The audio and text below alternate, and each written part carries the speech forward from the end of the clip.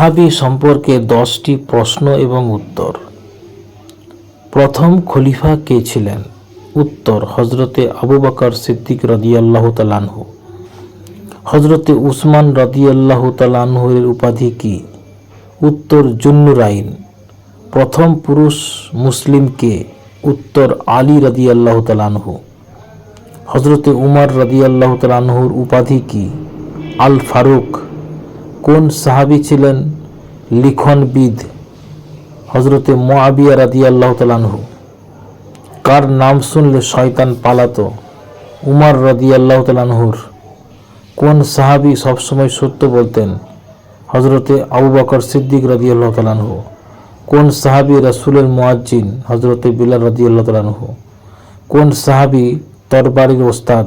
হজরতে জুবাইর রাদিয়াল্লাহু তাআলা আনহু। আঙুল কেটে শহীদ হওয়া সাহাবী কে? হজরতে আরফাজা রাদিয়াল্লাহু তাআলা আনহু।